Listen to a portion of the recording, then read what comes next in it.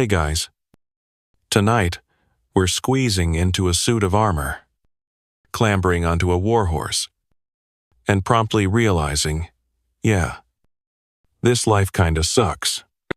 You're a medieval knight, or at least, you're going to try to be, but the fantasy doesn't last long. Your armor's pinching something important. Your squire forgot to polish anything, except his own reflection. And your lord just ordered you to ride headfirst into a spear wall. You probably won't survive this. So, before you get comfortable, take a moment to like the video and subscribe, but only if you genuinely enjoy what I do here.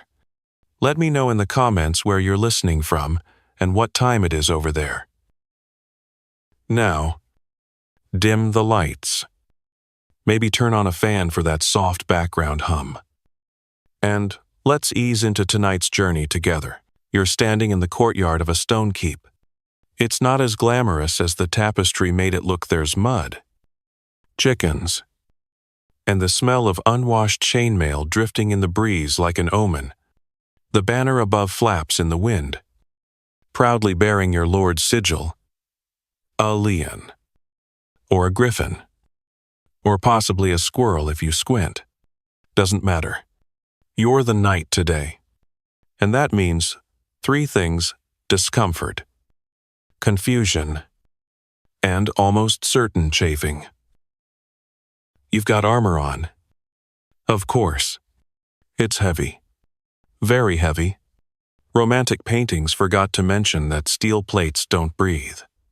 Your gambeson, the padded jacket underneath, is soaked in sweat and probably yesterday's soup.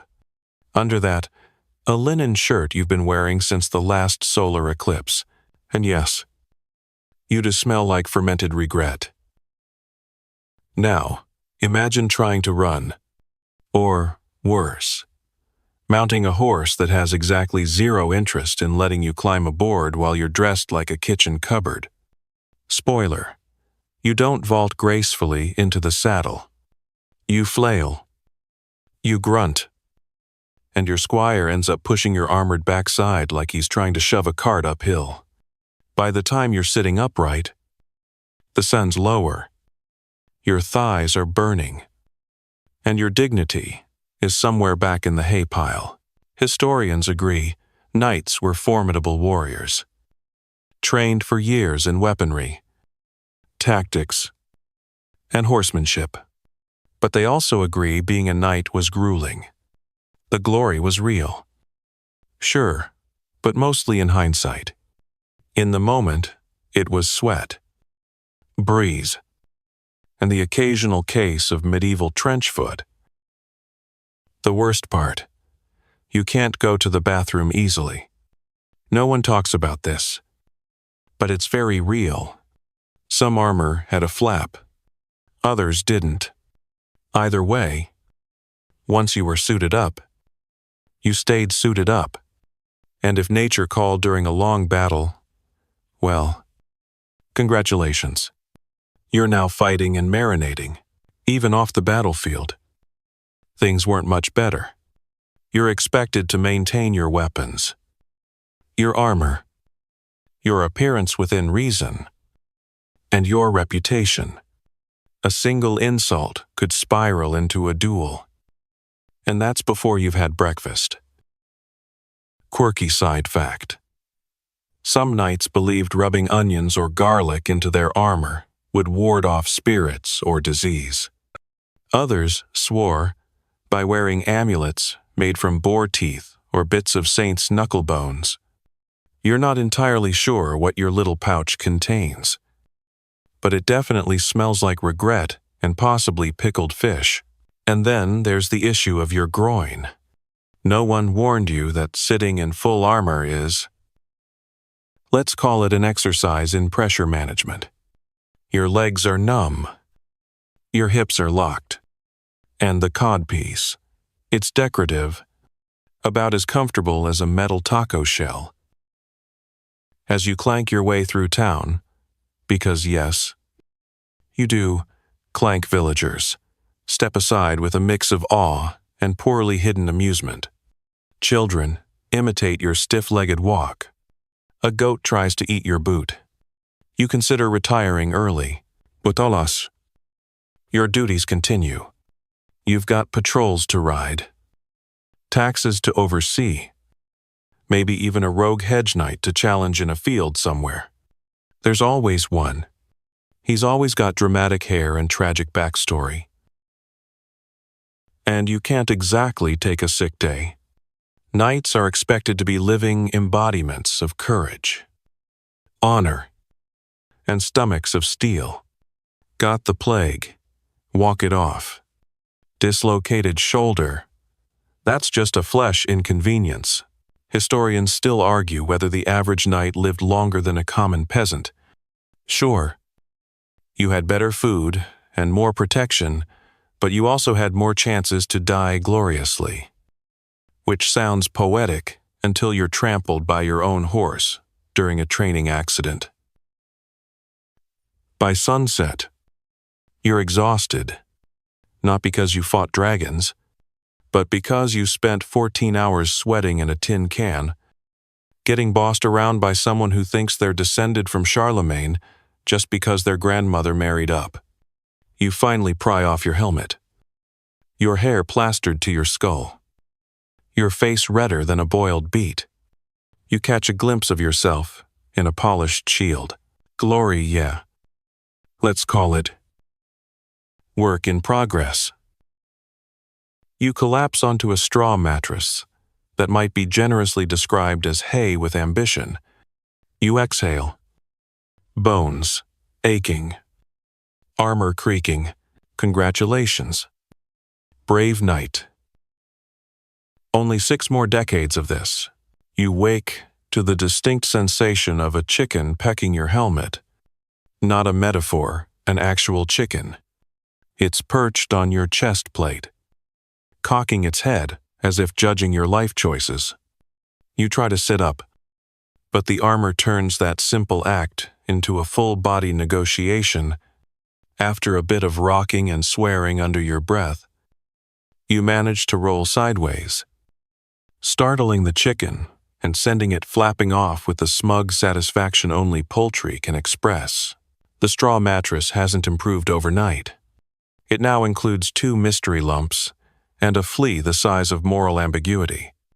You scratch your neck, adjust your undertunic, and brace yourself for another day of deeply unglamorous chivalry. Because before you were a knight before the armor, the horse, the barely suppressed body odor, you were a squire, and squirehood. Oh, buddy. That's the unpaid internship of the medieval world. Squires were teenage boys assigned to a knight, tasked with learning the ropes. Except learning mostly meant carrying heavy stuff, oiling rusty weapons, and acting as a mobile towel during tournaments. You were essentially a combination butler, lugagemoule, and emotional support human. Your knight, let's call him Sir Bordelot, has high standards.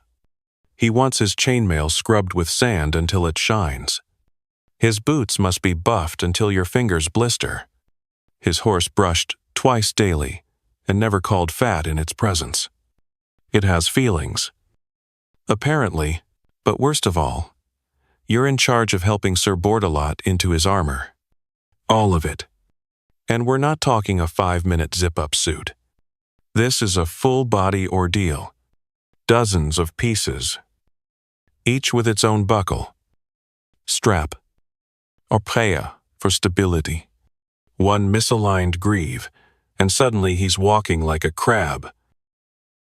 The process takes forever. And if you forget the order, say, "You put on the gauntlets before the breastplate," he will shout. Not words, just night sounds, grunts of disapproval, the occasional, "Hast thou no brains?" and heavy sighing that lasts longer than most marriages. And then there's the horse poop. So much horse poop, you shovel it daily, sometimes twice. you develop a sixth sense for where horses will relieve themselves next. Spoiler: it's usually wherever you just cleaned. Historians still argue whether squirehood genuinely prepared young nobles for knighthood, or simply tested how much abuse a teenager could endure without setting the stables on fire. Some claim the long years of service built character. Others suspect it just built a backlog of unresolved trauma and shin splints. And remember, squirehood started early. Like age 7 or 8 early. You're pulled from your home, sent to live in another noble's household. And suddenly, you're in charge of polishing lances taller than your hopes. You sleep on rushes, eat whatever hasn't spoiled, and learn quickly which dogs bite. But occasionally, there's glory. You get to ride behind your knight in a procession. You carry his banner into battle. You polish his sword before a duel, and pretend not to wince when he loses to a guy named Godfrey who can't read. You cheer from the sidelines and imagine that someday you'll wear the armor, give the orders, and grunt at your own squire. Until then, you're still scrubbing and fetching and waking up in the middle of the night to re-shoe the horse because Sir Bordelot heard a weird noise. Quirky fact: in some regions, squires were expected to memorize long poetic oaths of service. Not just "I will serve loyally," but full-on lyrical stanzas about virtue, honor, and how to properly fold a tabard. It was less about meaning and more about pageantry, because nothing says knighthood like dramatic rhyming while holding a urine bucket. Your daily routine is strict. Wake at dawn. Feed the horses. Sharpen weapons. Polish armor. Attend to your knight's every whim. Try not to die of boredom, heat stroke, or hoof-related accidents. You go to bed sore, exhausted, and smelling like a leather workshop that caught fire in a turnip field. But the worst part, the near misses. You get close to real action. You see battles from the edge. You clean blood off swords that weren't yours. You know what it's like to be near glory without ever touching it. You dream of armor not because it's noble, but because it means someone else will finally be the towel boy. Historians still debate whether squires respected their knights or merely tolerated them. Some records speak of deep bonds and lifelong loyalty. Others hint at passive-aggressive pranks involving frogs, saddlebags, and hot pitch. It's possible both are true. After all, love and revenge often walk hand in gauntlet. You drift to sleep that night with sore arms, a scraped guinea, and your hands permanently smelling of saddle wax. Someday, you tell yourself, someday, you'll be the one in charge. Until then, back to cleaning chainmail with vinegar and tears. Your dreams betray you again. In them, you're finally a knight's sword gleaming, cloak billowing, maiden fainting at the mere sight of your well-conditioned mane.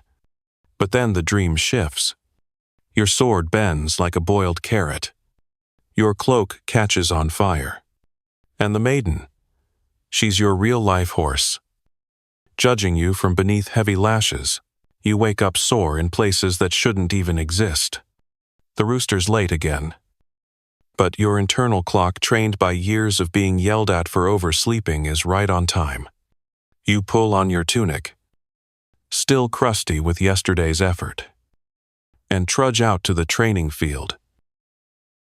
Today's task: weapons practice, and not the fun. Slow motion. Choreographed kind. No. You're handed a wooden sword that looks suspiciously like a table leg and pointed toward another squire named Hammond, who has the build of a goat and the temperament of a thunderstorm. You raise your stick. He raises his. You both wait. Then thwack, he goes straight for your ribs. Training hurts. But that's kind of the point. Becoming a knight means surviving regular beatings with wooden weapons, in the hopes you'll someday graduate to being beaten with real ones. You learn footwork by tripping. You learn balance by falling.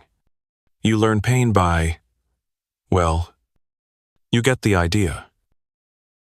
And don't think it's just swords. Oh no. You practice with spears, maces, axes, flails, which are basically a medieval version of guess where this metal ball lands, and bows. You're expected to master all of them, or at least not injure yourself fatally during practice. So far, you've succeeded in only minor bruising, one chipped tooth, and a persistent ringing in your left ear that may be permanent. Historians agree that martial training for knights was relentless. Starting as early as age 7, future knights were drilled daily in combat, horsemanship, and tactical thinking, though the thinking part sometimes boiled down to hit the thing before it hits you. But nothing compares to the training game known as the quintain. Picture this: a rotating wooden post with a shield on one side and a sandbag on the other. Your job: charge at it full speed on horseback and hit the shield. If you're not fast enough, the sandbag swings around and smacks you right off your horse. Educational. Yes. Humbling, deeply. Today, Sir Bordelot has arranged for something even more exciting: log jousting, which is exactly what it sounds like. Two squires stand at opposite ends of a field, holding massive logs. Then they charge at each other with the logs. No armor, no helmets, just raw, idiotic enthusiasm. You lose. Obviously. You wake up with grass in your mouth and the distant sound of someone laughing so hard they hiccup. Quirky fact: in some castles, young squires trained by wrestling pigs, not because it was symbolic, but because pigs were fast, mean, and slippery, a perfect stand-in for unruly enemies or even future war horses. You once spent 2 hours chasing a pig named Beatrice, who eventually bested you by headbutting your knee. When you're not getting beaten with wood or humiliated by livestock, you're practicing horsemanship. Not just riding, but fighting from horseback. Your teacher today is a knight who hasn't blinked in 7 years and smells like turnip wine. He teaches by shouting contradictory advice while throwing apples at your head. Hold steady, but move fast. But don't move too fast. You fall off 3 times, once into a trough. By midday, you're sore, wet, and beginning to question every childhood fantasy you ever had about being a heroic warrior. But then, just briefly, you land a clean blow during practice. Your opponent stumbles back. Everyone freezes. You don't gloat. You don't cheer. You just nod. Once.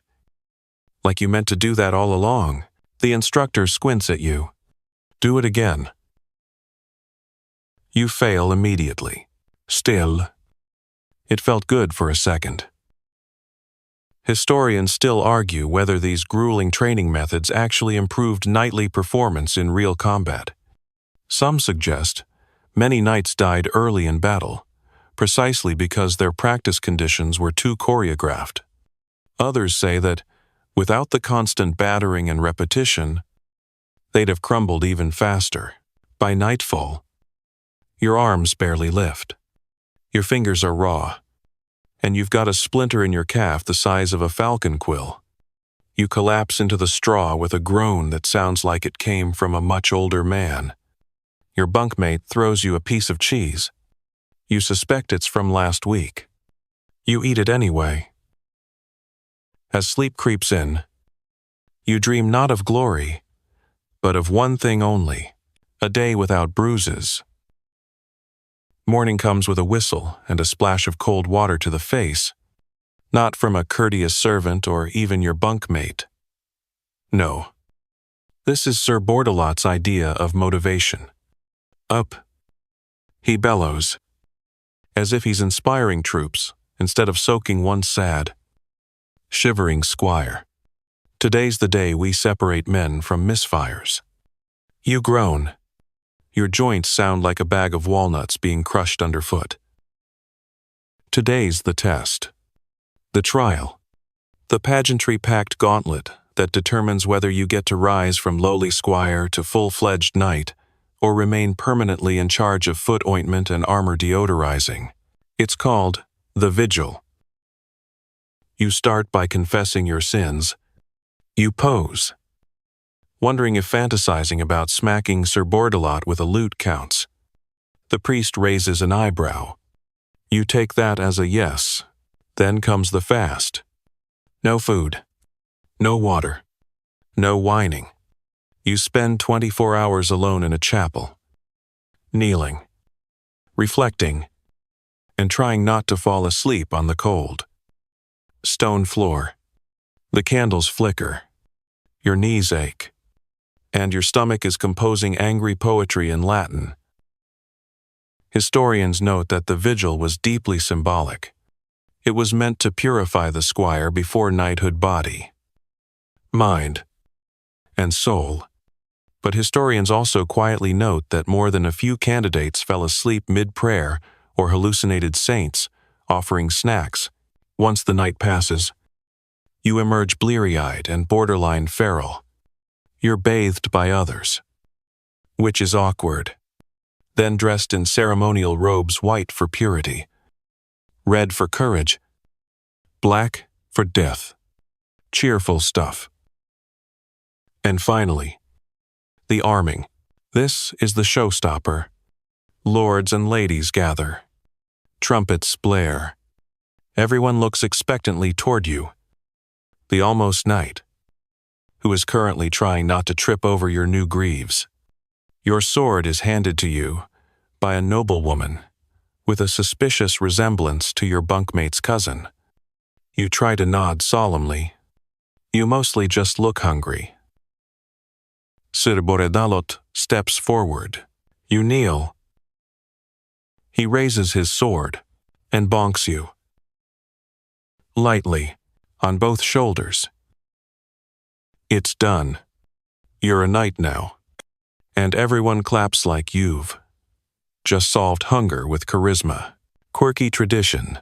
Some ceremonies required the knight to swear his oath while holding relics, bits of saints' bones, splinters from the true cross, or occasionally, a piece of bread someone claimed was blessed by Saint Haria. Biscotti. You don't get any bones. Just a lukewarm cup of cider and a firm handshake. The party after is well. It's a blur. Feasting. Dancing. Bad lute music. And an alarming amount of mead. Everyone tells you how noble you look. One old baron insists you remind him of your father, though your father was a baker. You smile and nod and hope no one asks you to joust on the spot. But once the excitement fades, the real weight settles in. You're a knight. No more excuses. No more hiding behind your master's name. Now, if you lose a battle, it's on you. If you fail your lord, it's on you. If your helmet falls off in the middle of a duel and a goose wanders indefinitely on you, historians still debate how many knights actually completed formal ceremonies, like the vigil. Some sources suggest a majority, especially in France and England. Others claim many were dubbed on the field literally knighted mid-battle when things got desperate and someone needed a morale boost with a shiny title. You lie in your new quarters that night, a room slightly larger than your old one. slightly less hay, but somehow colder. You still share it with your bunkmate, who now insists on calling you Sir Fancy Pants. You don't correct him. You just stare at your sword. It's real now. Tomorrow, you'll be sent on your first official errand as a knight. Could be an escort mission, could be inspecting the farmlands, could be charging headlong into some minor skirmish that ends with arrows in places. Arrows don't belong. You pull the blanket up to your chin. It's scratchy and smells faintly of goose. You're nervous, not because you doubt your training, but because for the first time, you're no longer the assistant. You're the pointy end of someone else's ambition, and that's terrifying. You're up before dawn, strapping on your armor with the shaky confidence of someone who's done it 100 times but never for real. Every buckle clicks into place, but each one feels heavier than yesterday. You adjust your cuirass, tug your gauntlets snug, and make a mental note to find whoever designed greaves and thank them with a gentle slap, preferably with a cold fish.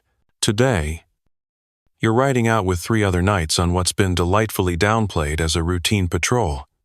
You've been assigned the outer perimeter of your lord's domain, which translates to a full day in armor, on horseback, in the kind of heat that melts candle wax and, apparently, resolve. Your horse named Swamp Beast, because he once rolled in a bog and decided to stay there emotionally, eyes you with deep, sarcastic concern. You mount up awkwardly. Your right knee makes a cracking noise. Your squire winces. You pretend you didn't hear it. Once everyone's ready, you clatter off toward the horizon like a chorus of cast-iron pans falling downstairs. It takes about 12 minutes before you begin to deeply regret every life decision that led you to this point. Let's talk about armor. It's beautiful in paintings. Shiny. Dramatic. Majestits. In reality, it's a personal oven, designed by someone who clearly hated knees. A full suit can weigh anywhere from 45 to 60 pounds. Not bad until you try turning your head or, heaven forbid, sneezing. Breathing feels like huffing through a tin flute. And the helmet. A medieval echo chamber where every breath sounds like an avalanche and every heartbeat drums against your skull. Historians agree that plate armor was an engineering marvel. By the 15th century, it could deflect arrows, blades, and serious blunt force trauma. But it didn't come with air conditioning, a built-in toilet, or a mute button for your own sweat. And then there's the chafing. Oh, the chafing. Even with a padded gambeson underneath. Every step is a friction-based negotiation. The inside of your thighs feel like someone tried to start a campfire with them. And heaven help you if the seams shift while you're mid-trot, because you will feel it. And you will question your will to live. You try to adjust in the saddle. Swamp Beast does not appreciate this, and demonstrates by veering into a bush. One of the other knights laughs so hard he almost drops his reins. You hate him a little. But that's nothing compared to the heat. Quirky tidbit knights sometimes stuffed scented herbs like lavender or rosemary into their armor to combat the smell of sweat, rot, and despair. You tried that once. It helped until your squire added onions for extra strength. You haven't recovered. As the sun rises, your helmet becomes a slow cooker. Your back itches. Your armpits have formed their own independent duchy. Every time you shift your weight, you hear the faint shink-shink of metal on metal, and silently pray your groin doesn't overheat into oblivion. Lunch is a dry hunk of bread and a lukewarm onion. You eat it while leaning against a tree. Helmet off. Face red and glistening like an overripe tomato that's seen battle. The other knights are no better. One's removing his breastplate entirely. The other has unbuttoned his chausses to let his legs breathe. It's not a good look. You all sit in silence, bonded by mutual suffering and crumbs. Historians still argue whether knights wore full armor at all times in the field. Some say yes, duty demanded readiness. Others argue that many knights traveled in partial kit, suiting up only for battle. Either way, today you are fully dressed and fully cooked. The ride back is worse. Your thighs are numb. Your shoulders ache. The helmet's pinching your forehead. And the eye slits have narrowed mysteriously since lunch. You consider the possibility that your armor is slowly eating you, swamp beast. For reasons known only to him. Decides to gallop the last half-mile home. You scream. Briefly. It's not dignified. When you dismount, your legs don't work. They just sort of vibrate. You clatter sideways into a fence post. Your squire runs over, trying to look concerned and failing miserably. He helps peel the armor off, layer by sticky, creaky layer. You emerge like a boiled walnut. Your tunic is soaked. Your legs have forgotten how to be vertical. You sit on the grass, breathing like a blacksmith's bellows, and wondering why any sane person ever thought this was noble. Your squire hands you a cup of water. It tastes like salvation. You've survived your first patrol. Barely, but you have a new respect for every knight who's done this day after day, year after year. Not because they were brave or heroic or even particularly skilled, but because they didn't just strip naked, throw their armor in the moat, and run for the hills screaming, "I coos turnips." That's strength. The next morning, your bones stage a protest. Every joint creaks. Your shoulders feel like they've been used in a blacksmith's stress test. And your inner thighs? Well, let's just say there's not enough salve in the kingdom. You shuffle down the hall like a particularly tragic ghost, scaring a page boy who drops his bowl of turnip stew, and before you can so much as pretend to stretch, you're summoned. Not for rest, not for a bath. For jousting practice. Now, jousting sounds glamorous. Two noble warriors charging at each other on gallant steeds. Lances held high. Honor on the line. Maidens swooning in the stands. What they don't tell you is that it's also one of the most ridiculous and painful ways to get launched off a horse at high velocity while wearing a tin can. You trudge out to the tilt yard, dragging your practice lance, like it personally offended you. The other knights are already warming up, their horses pawing at the ground, their visors down like they're auditioning for a role in medieval bumper cars Death Edition. Your opponent today is Sir Drogo, a man built like an anvil, with the grace of a flamingo. He nods at you politely. You nod back. Then both of you are handed 12-foot poles and encouraged to charge directly at each other, using animals that spook at butterflies. Excellent. Historians agree that jousting was a formalized, highly stylized sport that reflected the martial values of knightly culture valor, competition, and bone-rattling collisions. It wasn't just a spectacle, it was a test of skill, courage, and occasionally, dental integrity. Your first run is, well, it's mostly screaming. You lower the lance, grip tight, and charge. Your horse, Swamp Beast, bless him, actually cooperates. But your aim is off. Your lance glances off Sir Drogo's shield, bounces, and the counterforce hits your arm like a catapult gone rogue. You don't fall off. Technically, but your soul does. Sir Drogo, of course, nails you on his next pass. The impact is something between a cannonball and a rude slap from God. The lance shatters against your chest plate, and you fly backward in slow motion, squire gasping, pigeons scattering, the world tilting like a bad dream. You land in the dirt, face up, zaying stars, and one of them might actually be a real bird circling above.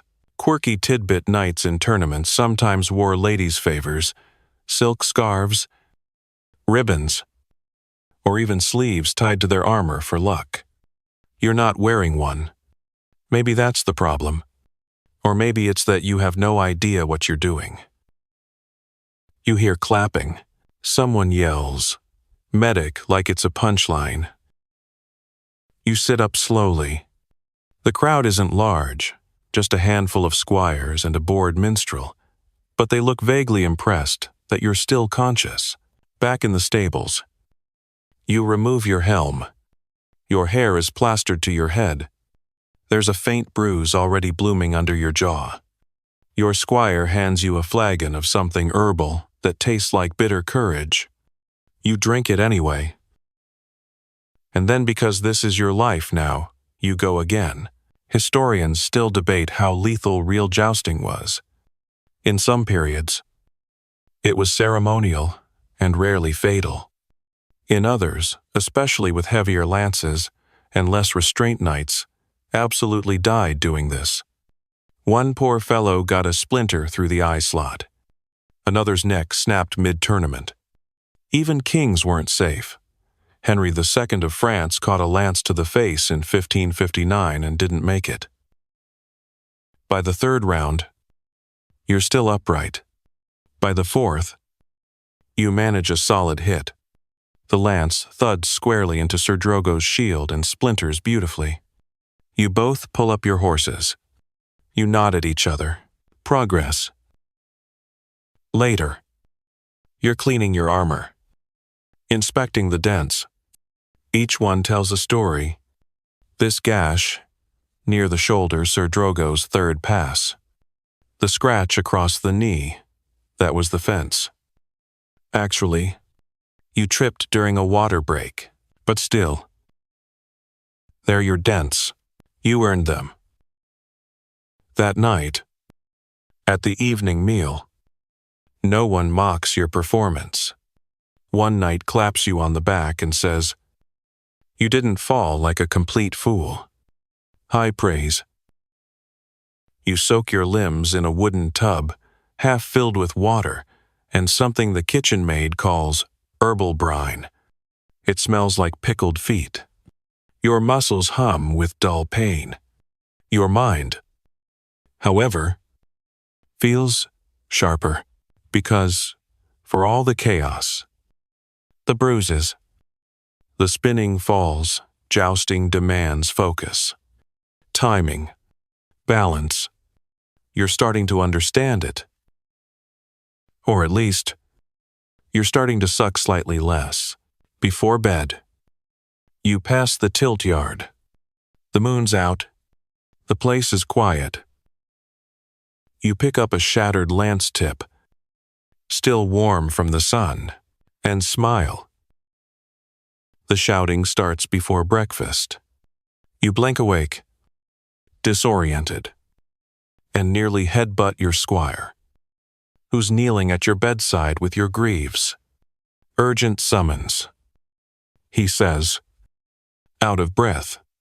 Raiders. Or maybe rebels. Or a misunderstanding involving sheep and accusations of sorcery. Nobody's really sure. Of course, your body is still humming from yesterday's jousting. Muscles tight. Neck stiff. You'd plan to do absolutely nothing today, perhaps lounge in the sun and contemplate the moral implications of cheese. But instead, You're yanking on armor, while chewing on a crust of bread so hard it could double as a projectile. Today, you ride to war. And no, it's not a glorious, trumpet-blaring Hollywood war. It's a muddy, disorganized, noisy scramble, in which half the knights don't know the plan. One guy's already drunk, and someone forgot to pack the second banner. So now you all look vaguely like you're invading yourselves. The trail out of the keep is a line of hooves, curses, and iron clattering, like the world's worst percussion band. Swamp Beast snorts indignantly as you mount. You pat his flank. Yes, yes, I hate this too. You ride for 2 hours through fields, bogs, and one very confused cabbage farm. Your helmet fogs with your own breath. You can barely see the night in front of you. The saddle is doing unholy things to your tailbone. You begin to fantasize about being among clean robes. Quiet chanting. No, warhorses with an attitude problem. Historians agree that most medieval battles weren't grand. Decisive clashes. They were messy, brief, and mostly involved people yelling, stabbing, tripping, and hoping their helmets stayed on. And when knights were involved, it was less about graceful duels and more about surviving the chaos with your limbs attached. Eventually, you crest a hill, and there it is, a skirmish already in progress. You can't tell who's who. No clear lines. No elegant tactics, just steel on steel. Dust clouds. And someone shouting, "For the pigs," which may or may not be a war cry. You charge. Not out of confidence, not even out of duty. Mostly because everyone else is charging, and you don't want to be the only one still adjusting your elbow strap.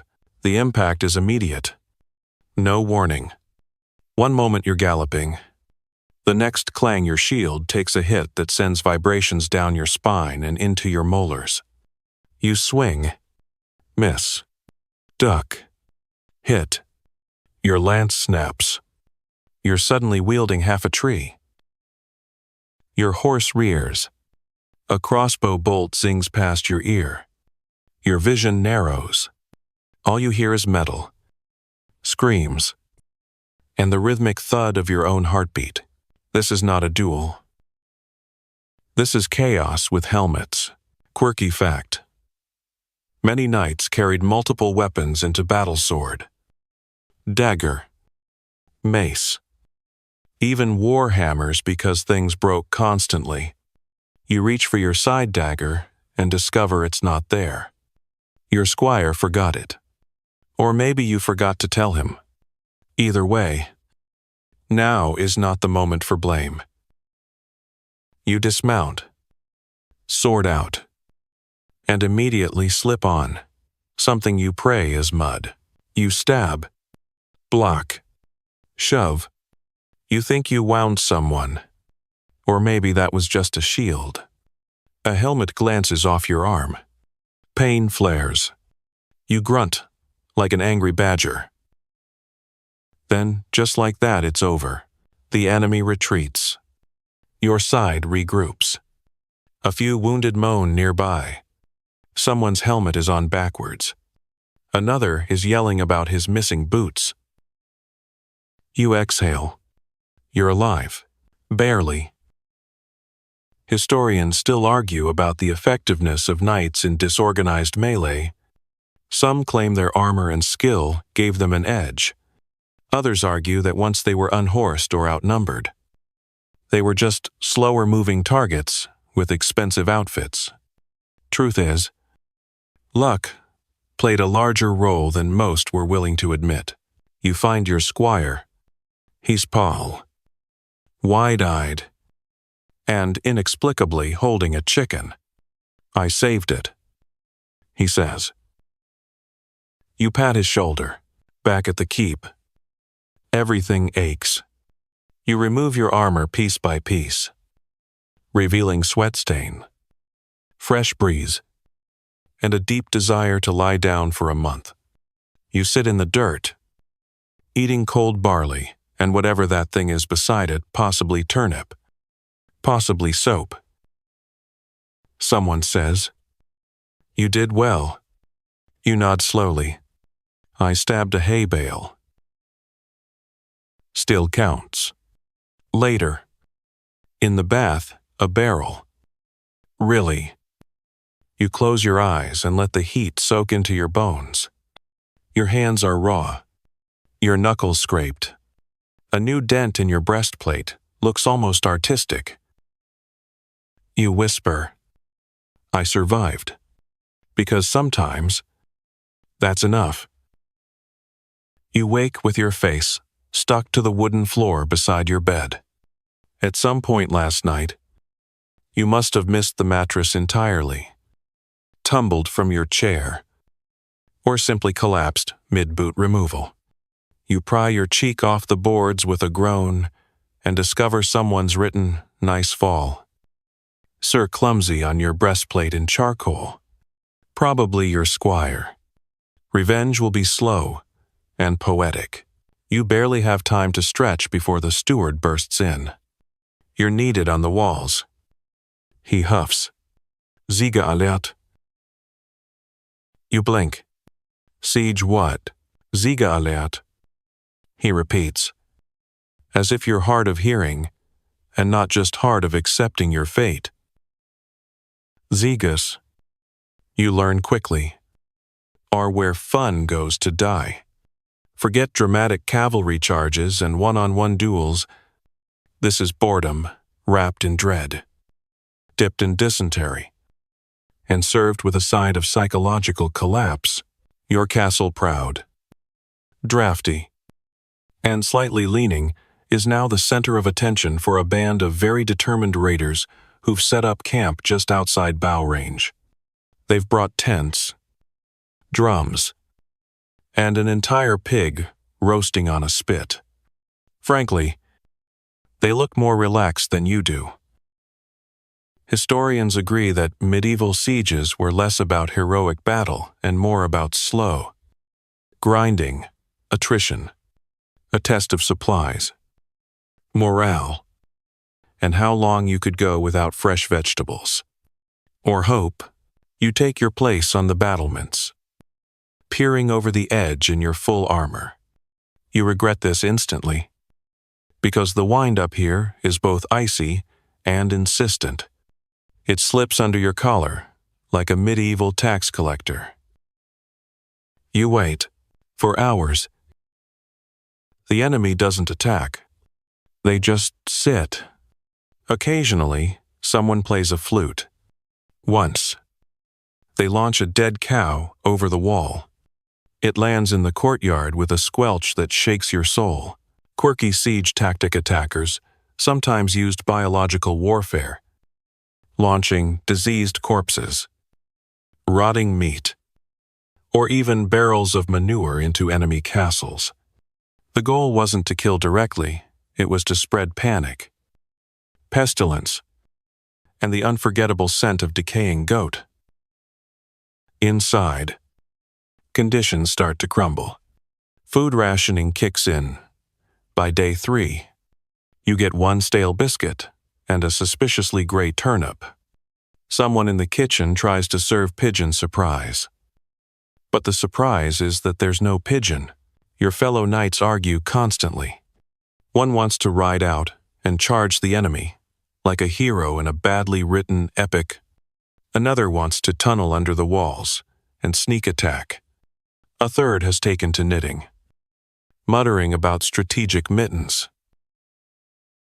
You just want a bath and a book and maybe 1 week without helmet hair. The latrines are full. The water barrels are low. Someone accidentally sets the armory on fire, trying to light morale torches. You help bucket brigade it out, while wondering if this qualifies as a heroic deed. Historians still argue whether defending knights were more effective than professional garrisons. Some claim their presence boosted morale and ensured discipline. Others say knights just ate more food and complained louder. You suspect both are true, especially the food part. By day 6, you begin to hallucinate. You're certain the enemy commander waved at you this morning, maybe even winked. You're also convinced that the chicken your squire rescued is now running a black market egg operation inside the barracks. Then, miraculously, at trumpet sounds, the enemy is retreating. No one believes it at first. You all crowd the parapets like schoolboys on a dare.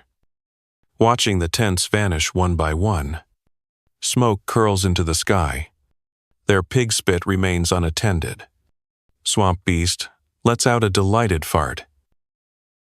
You don't cheer, you exhale, and collapse into the nearest pile of hay. Later, after a perfunctory defense celebration featuring cold mead and a very small apple pie, you sit alone in the courtyard.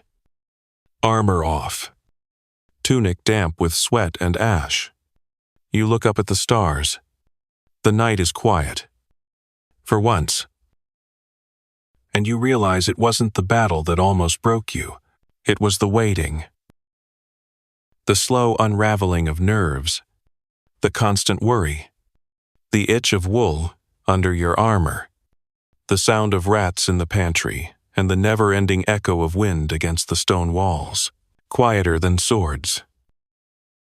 But sharper. By now, you've accepted that being a knight is less about gallant heroism and more about survival in increasingly ridiculous scenarios. So when you're summoned to escort a noblewoman and her retinue to a nearby abbey, you breathe a sigh of relief. No war. No siege. No jousting. Just polite company. A scenic ride. And possibly, if the stars align, a full meal, not involving grey turnips, you meet Lady Isabel in the courtyard.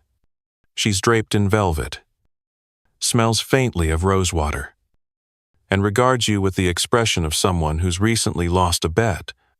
Behind her are 5 handmaidens, 2 mules, and what appears to be a traveling wardrobe large enough to house a small cathedral.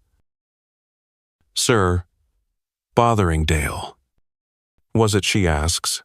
You nod. Close enough. The ride begins well. The sun is out. The birds are chirping. And your armor is miracle, of miracles only mildly chafing. The pace is slow. The road straight. And for a brief, delusional moment, you think, maybe this won't be so bad. It will be. About an hour in, one of the mules decides to stop. Just stop. No kicking. No braying. Just a silent protest against forward momentum. It takes 3 handmaidens, 2 carrots, and your squire's entire self-worth to get it moving again. Then Lady Isabel insists on a detour to admire the view. You dismount, offer a courteous hand, and immediately step in something that might be noble dog droppings. It's hard to tell it's wearing a ribbon. Back on the road, you pass through a village. The locals bow politely, though one throws a cabbage, either in celebration or insult. You're not sure which. So you accept it and strap it to your saddle. It's your best gift in weeks. Historians note that escorting noblewomen was considered a highly prestigious and utterly maddening responsibility. On paper, it was protection. In practice, it was logistics, etiquette, and babysitting for people who considered mud a personal affront. And yet, Lady Isabel surprises you as the ride continues. She asks real questions. about battles, about knighthood, about whether your squire is an actual human or just a walking pair of dropped pastries. You laugh. She doesn't. You stop. Quirky detail. Some knights were rumored to fall hopelessly in love with the noble women they escorted, launching entire cycles of courtly poetry, passive-aggressive sonnets, and at least one war. You're not there yet, but you are starting to admire her ability to side-eye a handmaiden into silence. You make camp near a stream. Your squire sets up your tent, which collapses 3 times before remaining upright out of sheer stubbornness. You're tasked with helping the ladies fetch firewood, which leads to an awkward moment when you trip over a root and land face first into a bush of stinging nettle. Lady Isabel pretends not to see it. That night, everyone gathers around the fire. The cook brings out a stew that smells better than anything you've eaten in a month. You take one bite and nearly cry. Meat. Real meat. Probably. Lady Isabel speaks again. Softer this time. She asks if knighthood is everything you hoped. You think for a long while. Then you say, it's like trying to hold a sword in one hand and your sanity in the other and always dropping at least one. She smiles. Not mocking. Just understanding. Historians still argue whether these long, meandering journeys created genuine bonds or simply fueled a lot of gossip back at court. Some letters suggest real affection blossomed between knights and noblewomen. Others hint at rivalry, flirtation, or quiet power games disguised as chivalry. The truth, as always, is somewhere in the muddy middle. The next morning, you rise early, not because anyone told you to, but because you want to. You help the servants pack. You feed the horses. You even voluntarily check on the mule, who glares at you like you owe it money. When the abbey spires appear on the horizon, Lady Isabel leans slightly forward in her saddle. You know, she says, you're not the worst knight I've ever traveled with. You blink. Thank you. I think. She rides ahead. You smile. It's a strange sensation, respect. Especially from someone who began this trip speaking to you like you were an animated soup bowl. But you'll take it. You arrive at the abbey gates mid-afternoon. Bells chime. The sisters greet Lady Isabel with practiced reverence. As you dismount, she nods to you once, then disappears into the stone halls without a backward glance. No declarations. No poems. No embroidered tokens of affection. Just a nod. You'll remember it. Because sometimes, the smallest gestures carry the most weight. You return to the castle, just as the weather decides to stage a performance. Rain cold. Relentless.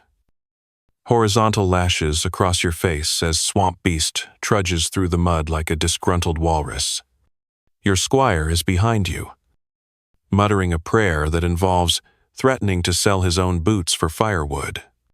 The gates creak open, welcoming you back with all the warmth of a wet blanket. Inside the keep, everything smells of damp wool, wet dog, and desperation. The hearth is cold. The hall is half empty.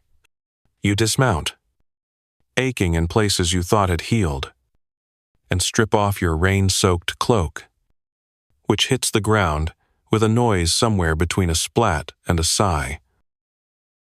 There's no warm bath waiting, no victory feast, just another summons.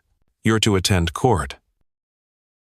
Not the royal kind, the petty, local, deeply awkward kind, where knights sit around listening to villagers complain about stolen chickens, property lines, and someone allegedly cursing a cow with evil glances.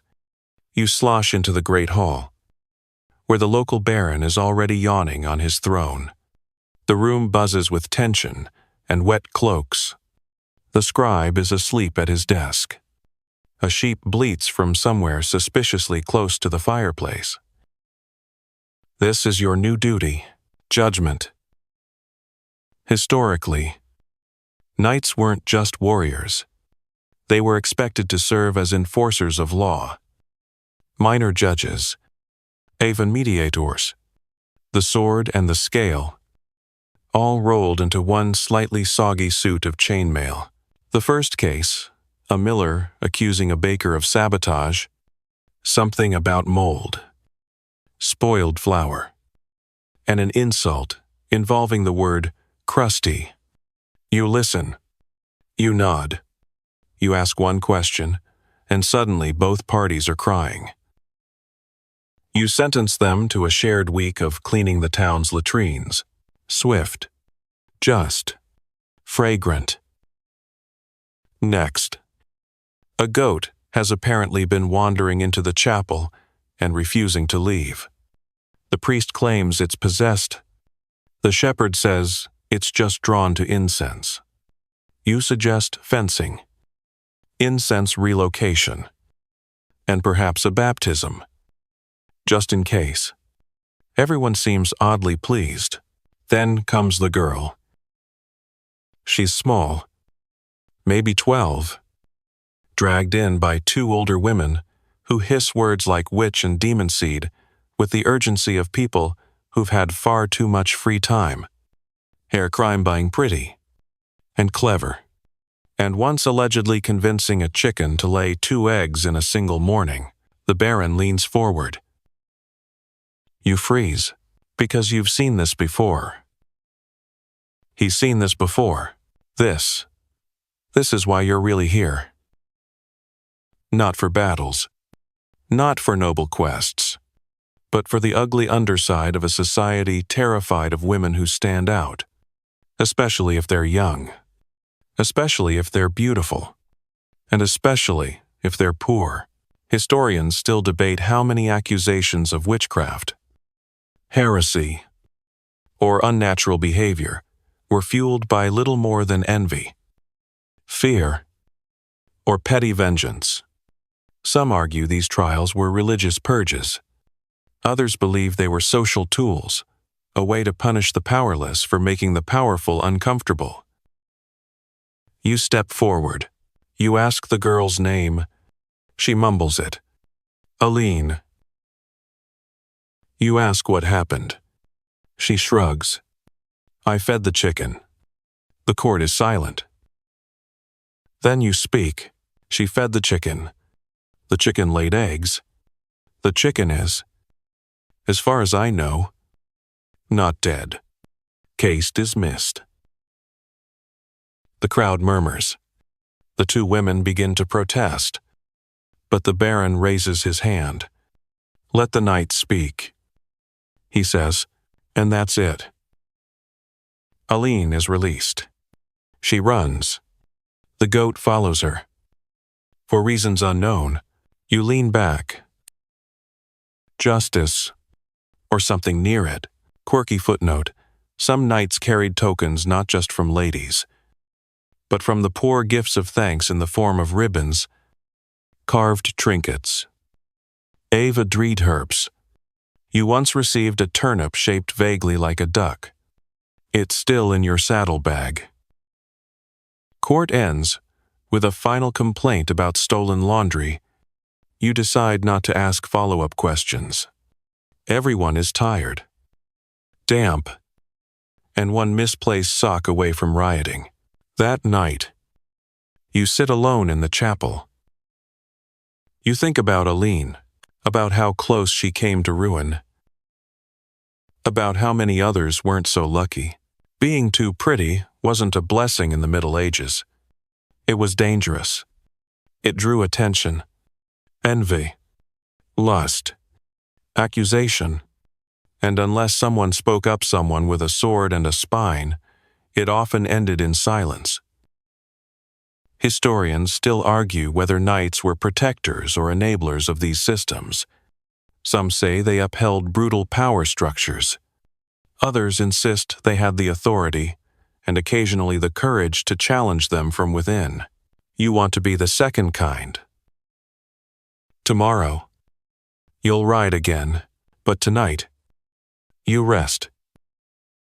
And hope that when someone like Aline stands trial again, you'll be there. The next few days blur together in a haze of maintenance. Not the epic, heroic kind. No dragons. No sieges. Not even a scandalous goat. Just the deeply unglamorous work of keeping your armor from rusting, your sword from dulling, and your joints from seizing up like the drawbridge in winter. You're elbow deep in a bucket of oily water, scrubbing your chainmail like it insulted your ancestry. When your squire strolls in, holding a scroll. A message, he says, offering it like it's a gift and not the probable herald of doom. You unroll it. You're being sent on an inspection tour of bridges. You stare at the parchment, then at your squire, then back at the parchment. In case it spontaneously becomes more interesting. It doesn't, but you go. Because duty. You mount Swamp Beast, who is oddly enthusiastic about this, and set out. The first bridge is half rotted and supported more by hope than timber. You test it with a stick. It eats the stick. You write replace immediately in your neatest script. Second, bridge occupied. A family of geese has claimed it as ancestral territory. They hiss at you. One bits your leg. You flee. The geese win. Third bridge, gone entirely. Just 2 ropes and a sign that says, "Do not attempt while windy." You don't attempt. It's a long, lonely ride. Full of quiet roads, dripping trees, and thoughts you've been avoiding. Like how knighthood, real knighthood, is a series of thankless chores interrupted by occasional moments of mortal terror. Still, you find comfort in the routine. The rhythmic clop of hooves, the way the fog curls off the fields at dawn, the satisfaction of doing something useful, even if it's only confirming that, yes, a cart did indeed fall into that ravine last month. Historians agree that knights were as much administrators as warriors. They inspected lands, enforced laws, collected taxes, and ensured roads stayed passable, which sounds noble until you're knee-deep in a bog inspecting the remains of a small bridge that is actually just a log in a dream. On the 4th day, you stumble upon a burned village. The smoke has faded, but the scent lingers. Ash, scorched wheat, something older and sadder. You dismount, walk through the ruins. No bodies, no survivors, just silence. Then you find her. A girl, maybe 13, sitting on a collapsed fence post, barefoot, clutching a charred wooden doll. Her eyes are wide, dry. She doesn't flinch when you approach, just stares. You kneel. Remove your helm. What happened? She shrugs. Riders. Took the animals. Burned everything. Your family. She says nothing. You feel the weight of your armor like never before. Quirky tradition. Some knights carried food or coins for just this kind of moment. You don't. All you have is the slightly mushy turnip duck. You give it to her anyway. She clutches it with quiet confusion. You set up camp nearby. Share your rations. Patch a hole in her cloak. Say nothing about the tears she hides behind her doll. The next day, you ride to the nearest manor and report what you saw. Probably bandits. The steward mutters. We'll send someone eventually. You don't wait. You ride back. Build a shelter from broken beams. Dig a makeshift well. Send your squire to fetch real supplies. By evening, the girl speaks. Her name is Breda. You tell her she's safe. You're not sure it's true. Historians still argue whether knights truly protected the peasantry or just enforced their lord's interests. Some see them as noble defenders, others as armed tax collectors with better PR. But here, in the ashes of a forgotten village, you decide what kind of knight you'll be. You stay until help arrives. 3 days. You teach Breda how to start a fire, how to wrap cloth for warmth, how to tell good mushrooms from deadly ones. You even convince her the turnip duck is lucky.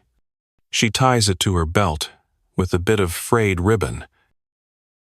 When the relief wagon comes, she won't let go of your hand. You'll come back. You nod. It's a lie, but a gentle one.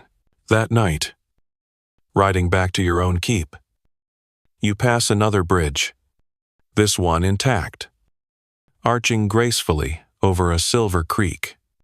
You pose, look out over the water, and whisper a promise, because you may not save kingdoms, or win songs, or dine with kings. But if you can make one child feel safe, maybe that's enough. When you return to the castle, you expect, at best, a lukewarm welcome, and, at worst, an ambush of paperwork. What you get instead is a wedding, not yours, mercifully. But someone's cousin is marrying someone else's niece, and now the entire great hall has been transformed into a chaotic tapestry of banners. Spilled ale, roasted meats, and the occasional chicken underfoot. You dismount, blinking at the festivities like a bear emerging from hibernation straight into a carnival. Your squire is thrilled. He's already halfway into a mug of something frothy and unidentifiable. Good news, he yells. No patrols until the bride stops crying. You're about to ask if that's a common tradition when a steward grabs you by the elbow and says, "You're part of the honor guard." Of course you are. Knights were often expected to stand around, looking impressive at weddings, funerals, and anything that might require a sword purely for ceremonial purposes. You sigh, polish the least dented part of your cuirass, and take your position beside the dais. The bride is radiant in a gown that probably costs more than your horse. The groom looks vaguely terrified. There's a priest, a harpist, and an uncle who's already drunk enough to mistake the dog for a flower girl. A standard d'affaires. And you're the shiny statue they parade past during the vows. For the next 3 hours, you stand immobile, while villagers get progressively merrier and increasingly ambitious in their dance moves. One knight trips over a jester and sprains his dignity. Another attempts to duel a roast goose. You pretend not to notice. Quirky tidbit medieval weddings sometimes involved elaborate customs like bedding the bride ceremonies, where friends and family escorted the couple to the marital bed, often with singing, shouting, and helpful commentary. Fortunately, tonight's event includes only the singing. Still awful, but less awkward. As the evening drags on, you sneak out for air. The moon is high, the courtyard quiet, then a voice behind you, hiding. It's her. Lady Isabel. She steps into the moonlight with the casual grace of someone who's never once tripped over her own sword belt. I thought you'd be halfway to a crusade by now. You chuckle. Too muddy. You talk. About the wedding. The village. Brida. She listens. Arms folded. Eyes sharp. She always listens. Historians still debate how close knights truly were to noblewomen. Romance. Politics. Alliances. All of the above. But you're not thinking about historians. You're thinking about the warmth in her voice when she says, "I'm glad you came back." The music spills from the hall again, off-key. Enthusiastic. She sighs. Do you dance? You shake your head. Not well.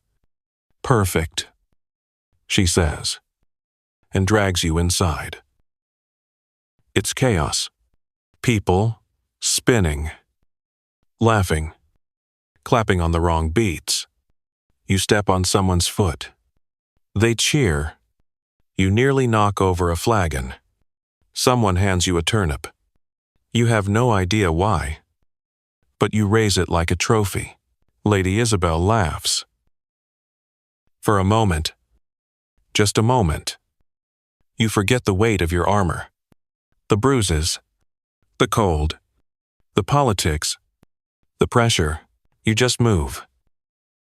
Afterwards, you find yourself back by the fire. A minstrel starts a sleepy tune. You loosen your sword belt and slump onto a bench. Lady Isabel sits beside you. Quiet. Comfortable. You're not what I expected, she says. You glance at her. Is that good? She sips her wine. It's different. You'll take it. The feast stretches into the night. Someone starts juggling meat pies. Someone else recites a very dramatic poem about a fish. The bride finally smiles. The groom faints. The uncle falls asleep under the table. You don't leave until dawn. You ride out for patrol with a headache. A new bruise from a falling goblet. And mysteriously, a flower tucked behind your ear.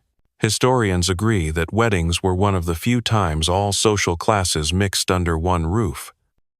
However, briefly, they were messy, joyous, chaotic reminders that even in war, plague, and politics, people still found reasons to gather, to celebrate, to love.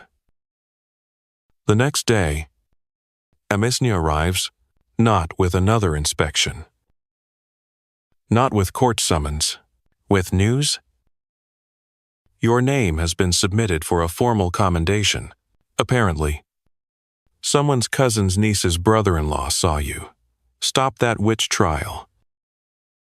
Or maybe it was the cabbage farmer. Doesn't matter. What matters is that people noticed. You, the muddy, limping, sleep-deprived knight who once lost a duel to a goose, have done something worth remembering. And for once, that feels enough like victory.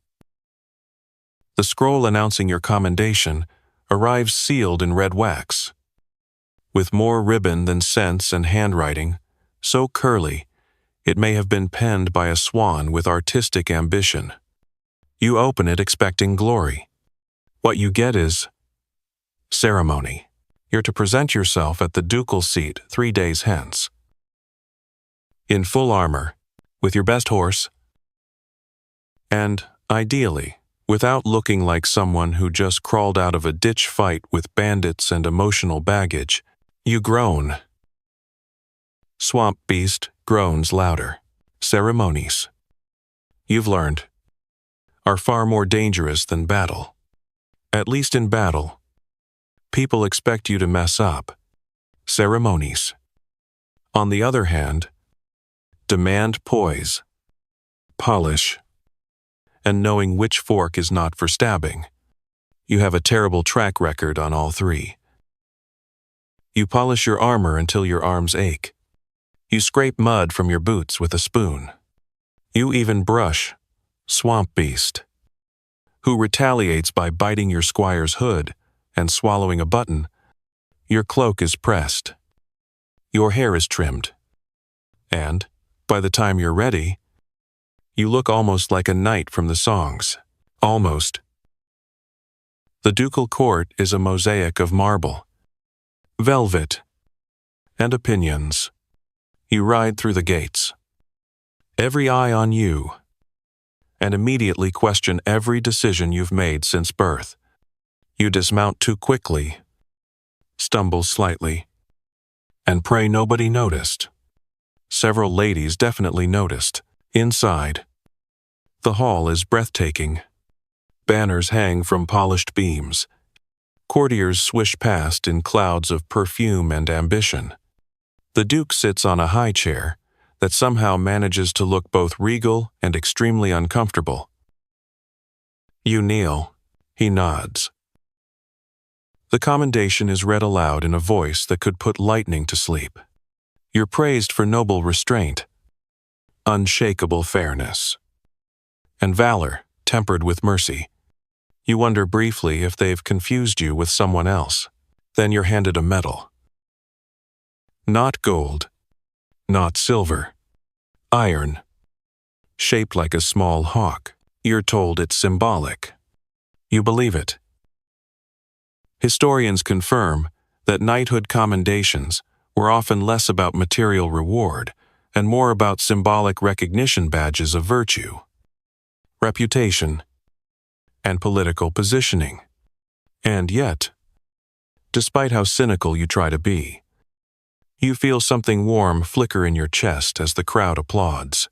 You step down and almost trip on your own cape.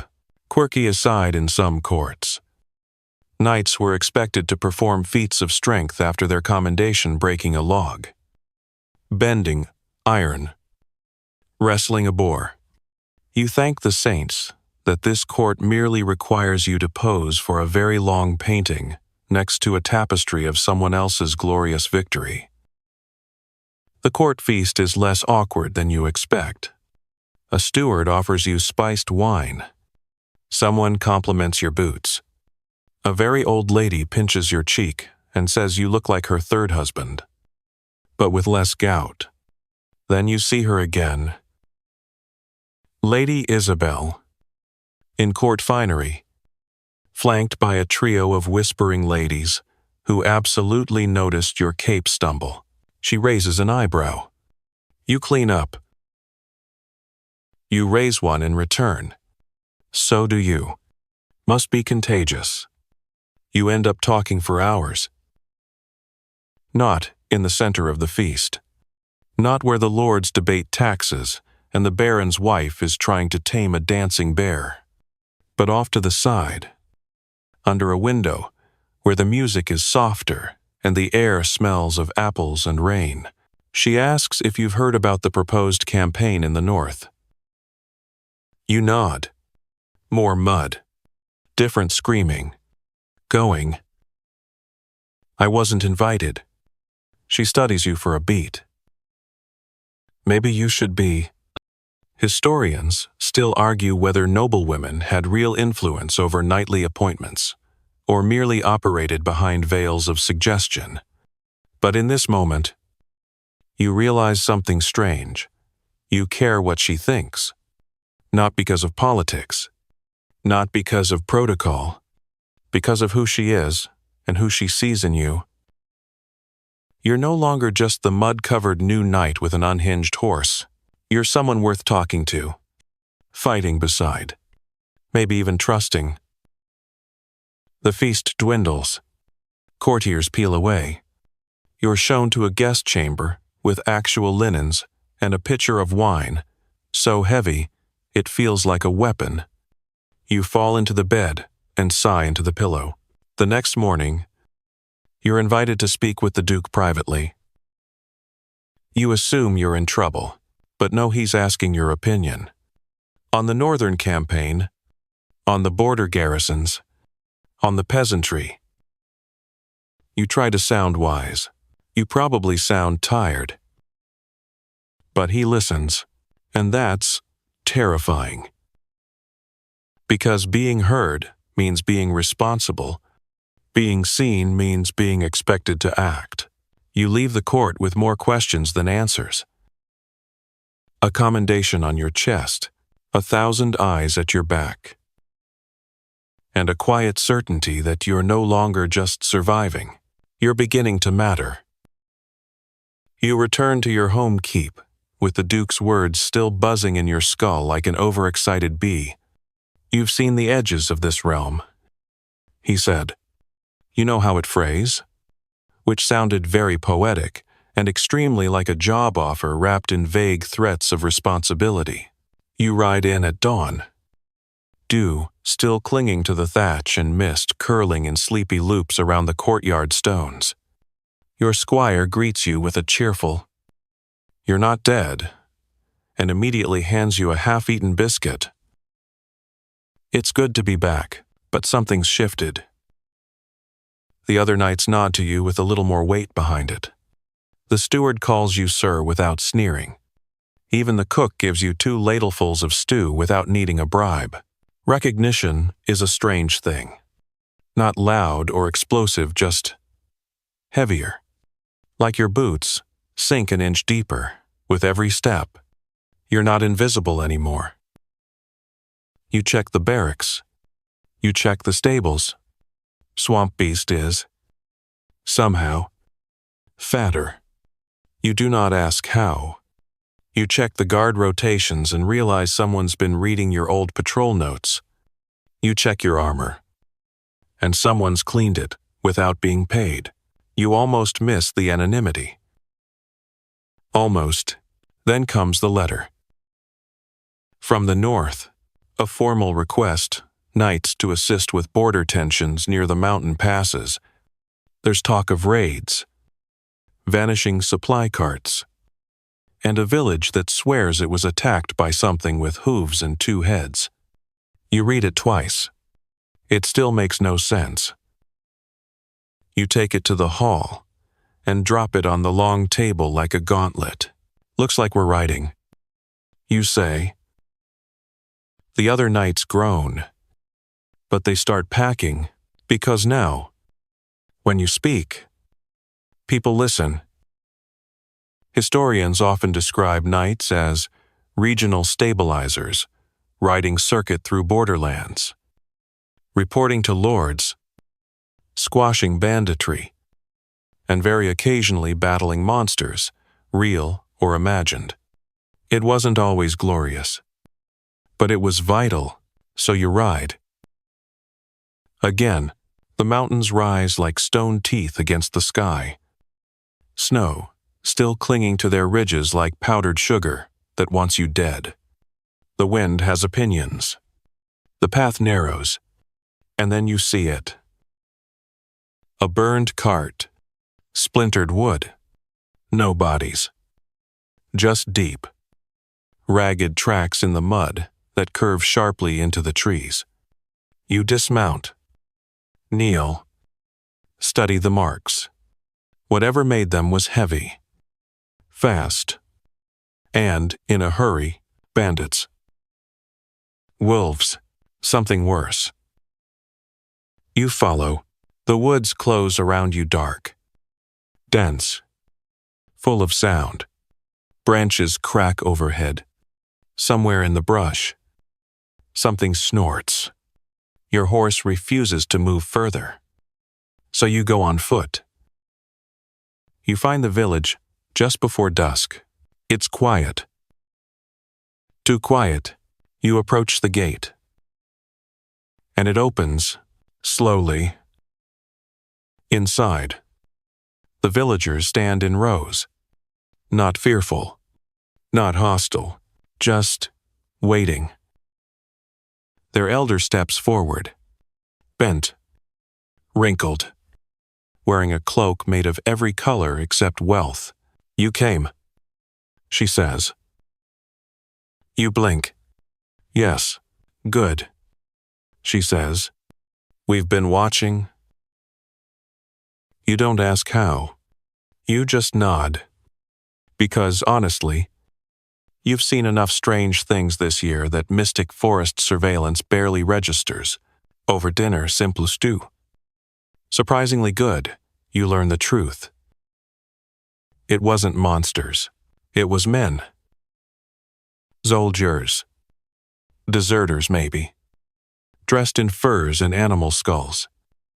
Stirring panic to keep the villages scattered and compliant. If people fear a demon, the elder says, they don't question when their food disappears. Quirky tactic disguising raids as supernatural attacks was a documented strategy. Bandits exploited local superstitions to terrorize communities into silence. It worked better than most actual weapons. You organize a trap. The next night, you lie in wait with your knights. Cloaked and still beneath the trees. They come, not demons. Just disparate men. You don't kill them. You capture them. Bind their hands. Feed them. Listen to their stories. Some were conscripts abandoned after a failed campaign. Others were criminals. One just got lost and didn't know how to go home anymore. Historians still argue whether knights had the authority or the will to deal with root causes instead of symptoms. You don't know the answer, but tonight, you choose mercy. You leave the village stronger than you found it. Armed, organized, brave, you ride out at dawn. The elder hands you a charm on a string woven from mountain grass and chicken feathers. Luck, she says. You wear it on your wrist. You've come a long way from the clumsy, muddy knight who once jousted a hay bale and lost to a cabbage. Now, you carry people's hopes. And that's far heavier than a sword. You return to the castle with a new kind of ache. Not the bruises from battle or saddle chafing, but the dull, weighty tug of responsibility blooming in your chest. People believed in you, listened to you, trusted you, and somehow, against all odds, you didn't ruin it. You hang the mountain grass charm beside your bed. Swamp Beast eats half of it in the night. You sigh and take it as a compliment. Word of your northern expedition spreads faster than plague in a monastery. Within days, a scribe asks for your recollections. You barely remember what you had for breakfast, let alone every strategic decision made, while shivering in pine-scented fog. But you sit down with him and do your best. You dictate with your boots on the table, and your squire feeding you raisins from a pouch he insists belonged to a wizard. It didn't. It belonged to a butcher with delusions of grandeur. When you finish, the scribe calls your account inspiring. You suspect he'll add dragons and double the metaphors. You allow it, not because you care about glory, but because people need stories. Historians agree that chronicles, often written decades later by monks or hired scribes, were how knights became legends. Truth got tangled in poetry, deeds blurred with dreams. But the core, it always started with someone showing up, doing something hard, choosing not to run. You return to training, but it feels different now. Your sword has seen real fear. Your shield carries scratches that no polishing will erase. You spar less for pride and more to teach. A younger knight asks how to hold his stance better. You show him, then fix his belt, then his boots, then his entire posture. It's exhausting, but oddly satisfying. One morning, while leading drills, a rider arrives. Liveried in green and silver, a royal messenger. You exchange wary glances with the other knights. This isn't local business. You're summoned to the Queen's court. You travel light, just your squire, swamp beast, and the armor you trust most. The road is long, dust dry, and lined with blooming hedgerows and gossip. Everyone's heard something, a new campaign, a dispute over land, a scandal involving cheese and a bishop. You ignore most of it. The city rises like a storybook illusion, stone towers gleaming, pennants fluttering, streets packed with noise, smells, and people who look at you with equal parts, awe and suspicion. A knight alone always raises questions. One who looks like he knows why he's here raises more. The royal court is a riot of silk and suspicion. Servants weave through the halls like whispers. Courtiers pretend not to stare. You're escorted through archways carved with ivy and lions, past guards who don't blink, and statues that might be judging you. The Queen's chamber is vast, sun-drenched, and surprisingly quiet. She stands at the far end. No crown, no throne, just a woman in a green gown, sharp-eyed and waiting. You kneel. She speaks your name. Not sir, not knight, just your name. I've read the reports, she says. The northern villages, the girl, the siege, the bridge inspection, all of it. You brace yourself. You didn't ask permission. I didn't think I needed it. You reply. She smiles. Barely. That's why I need you. You glance up. For what? Truth, she says, and the courage to speak it. Historians still argue whether queens held real power or simply wielded it through others. Some say their influence was subtle, cloaked in courtly games. Others believe women like this shape kingdoms, from behind silk veils and thoughtful smiles. The queen isn't veiled, and her smile is not subtle. She hands you a sealed letter. Deliver this, personally, to the Western Barony, and stay a while. Am I to fight? You're to watch, she says, and decide. That night, you stay in a chamber larger than your entire keep. The bed is too soft, the pillows too embroidered. You miss the creak of old wood and the smell of wet stone. But you do not sleep, because something is changing. You're no longer just a knight with a sword and a code. You're a man with eyes, the court wants, and a voice the queen listens to. You ride west beneath a sky, smeared with old gold, and the threat of rain, carrying a letter, sealed with the queen's crest, and a head full of guesses. She didn't explain what's in the scroll, only that it's for the baron's eyes alone. That, and her parting words. Some men wear masks made of honor. Look carefully, which is the royal way of saying, trust no one. The Western Barony is pretty rolling hills. Fragrant orchard. The occasional deer that stares like it owes you money. But there's a tension to it. Too many guards at the toll bridges. Too many random checkpoints. Too many villagers who duck their heads and suddenly forget how to talk. You arrive at the Baron's Hall just before dusk. It's large, clean, almost aggressively pleasant. The steward greets you with a smile that could slice fruit. An honor, Sir Knight, he says. We expected you. You hand over the scroll. The steward's eyes flick to it. Then back to you. The Baron will receive it privately. You arch a brow. That's not what I was told. He smiles again. And yet, here we are.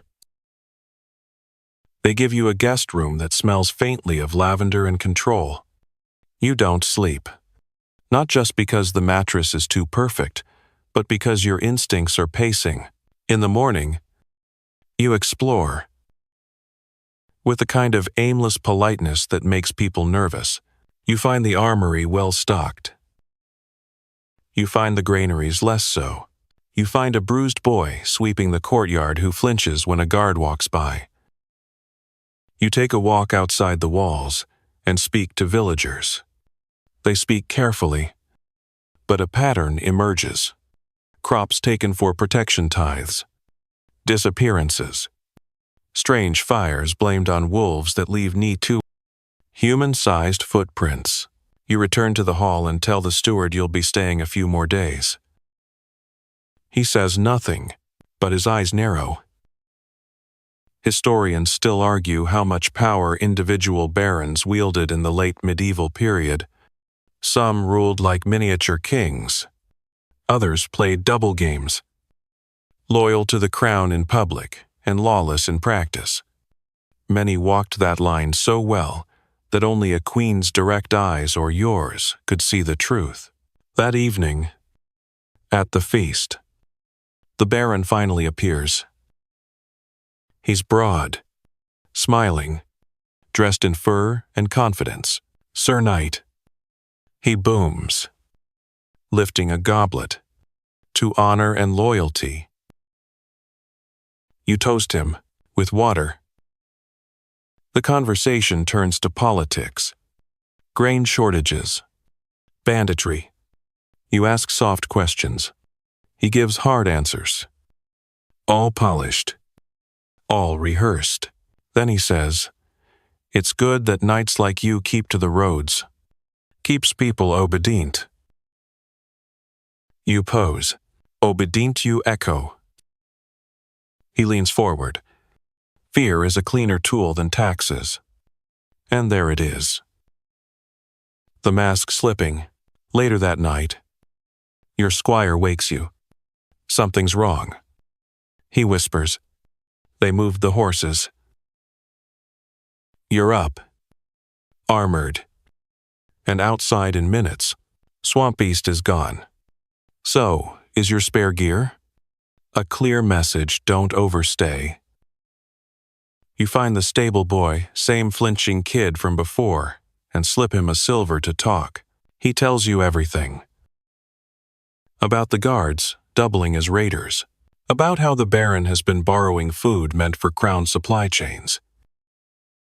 About the villagers who protested and vanished. You ride to the nearest village. Gather what you can, and take witness statements quietly. Enough to make a case. Enough to understand why the queen sent you. And not a courier. You return to the castle and demand to see the baron. He laughs. Do you think I fear a knight with no army? No. You say. But you should fear the crown. You show him the seal again. The queen's mark. Hair authority. He blanches.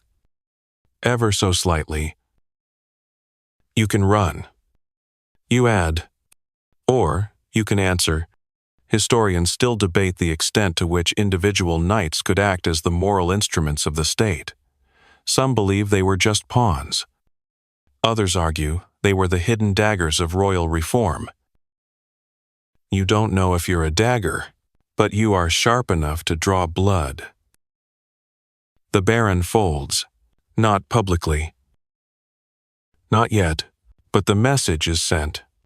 The local steward changes hands. The food starts flowing again. The villagers lift their heads a little higher when you ride through. You report everything back to the queen. She replies with a single line. You saw well. And that night, in your modest chamber back home, you lie on your back, staring at the rafters and realize, this life, this weary, muddy, politically complicated life, it might actually matter. You wake to winter's breath, frosting your window, a fine layer of ice drawing delicate spiderwebs across the glass. Your breath fogs in the chill. The hearth's gone out. Your squire is still snoring beneath a mountain of blankets and what might be an entire wolf pelt. Outside, the world crunches. Snow. Which means patrols take twice as long. Horses sink to their knees. And every complaint from a noble about slow communication is going to triple in volume. You groan, roll over, and immediately regret it because your spine has apparently frozen in a right angle. By mid-morning, you're in the hall, cloaked, gloved, and staring down at a map of your territory, now dotted with small pins, supply problems, rumors of wolves, bandit sightings. One pin simply says angry goose again. You sigh and assign yourself the worst of it. Knighthood in winter is less glory and more logistics. You ride from village to village, helping with stalled wagons, cracked water barrels, and a suspicious number of chimney fires caused by someone thinking hay made for good kindling.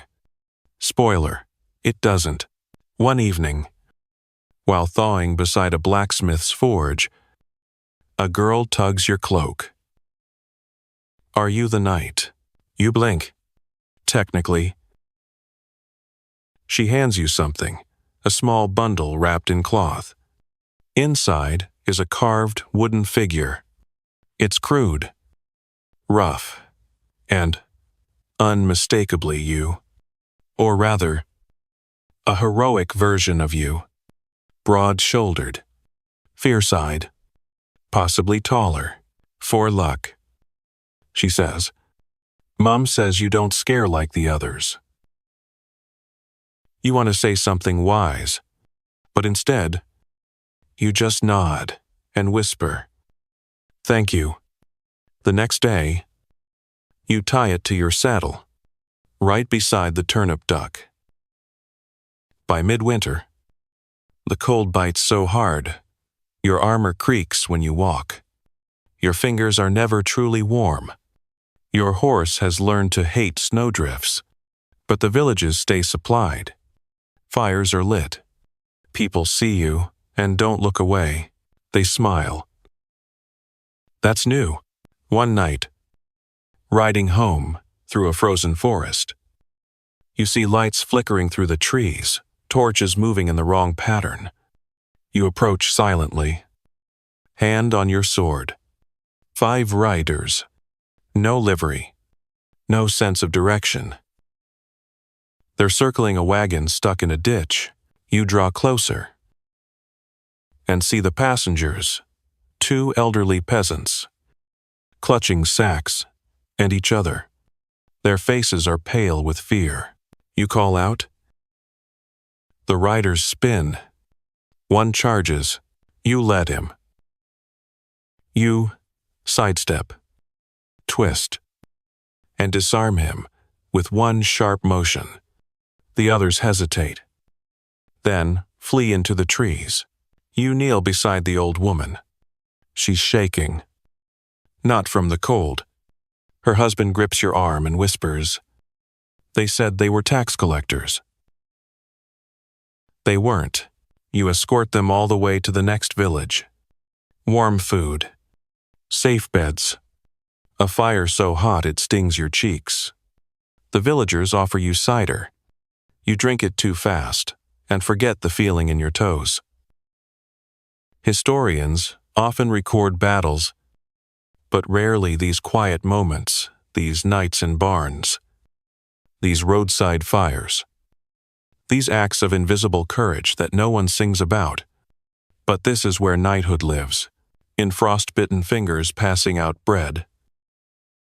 In holding the line not because it's glorious, but because it's yours. That night, you dream of nothing. Just silence and stars. By spring, everything changes again. Word spreads a grand tourney is being organized at the capital. Nobles from every corner of the realm will attend, a chance to show strength, skill, honor.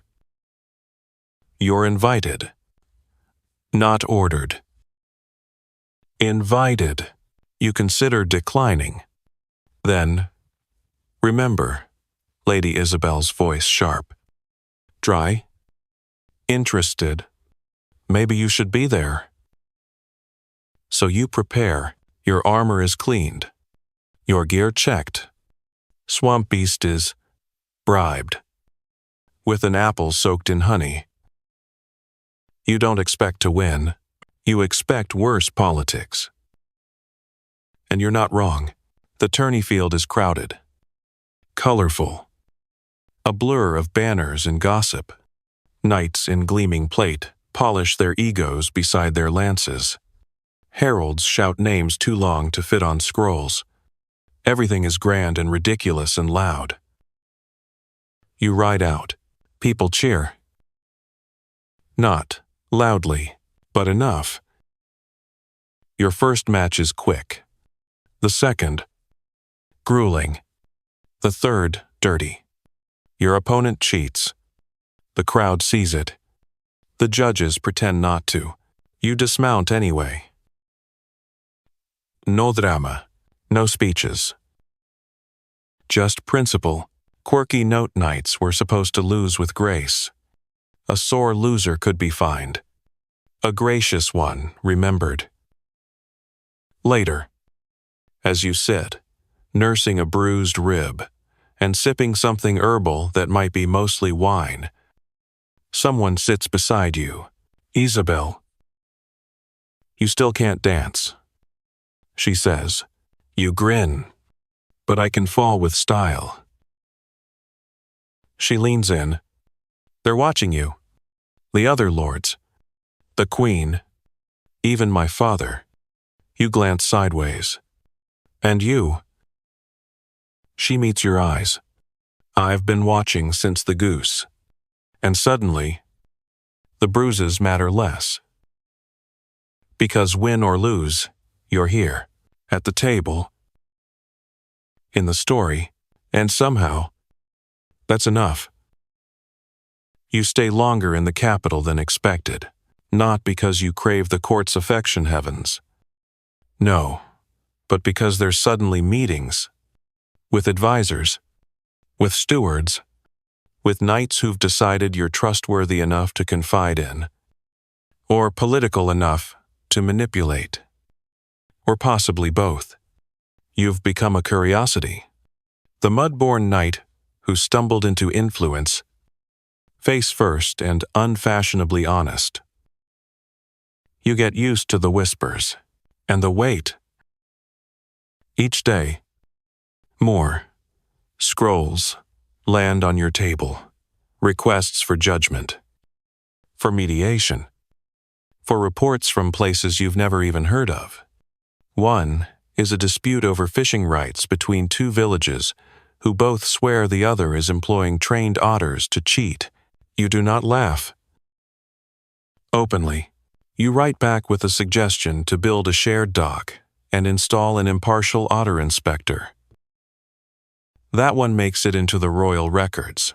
Historians still debate how often knights held administrative power. Some were little more than glorified guards. Others functioned like local governors, tasked with peacekeeping, tax mediation, and judgment.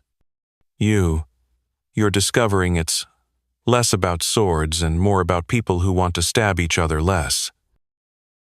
Then, one morning, a guard hands you a sealed note. It's short, just a name. Lady Isabel, and a location. The eastern border. You saddle up immediately. No summons. No guards. Just instinct. You ride hard for 2 days. Sleep under a bridge once. Get chased by a goose twice. Not again. You mutter. And finally, reach the camp, a tense little knot of tents on a hill. overlooking a field where two armies might be staring at each other very soon. She's there, in a dark cloak, beside a fire, studying a crude map and frowning like she's trying to force the land into obedience. She looks up when you approach. "About time," she says. "Nice map," you reply. You draw it in the dark with your foot. She laughs, tired, but real. "We're mediating a border claim. Two lords with too many opinions and not enough brain cells." You sit beside her. She fills you in. The land's been disputed for years. An old river changed course. And now both sides are citing century-old charters and entirely fictional ancestors. The Queen sent her to prevent a war. She requested you. You don't ask why. You just stay.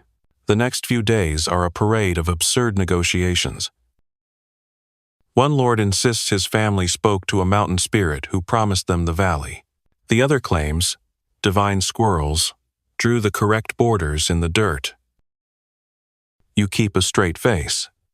Mostly, Isabel. She does not. Night.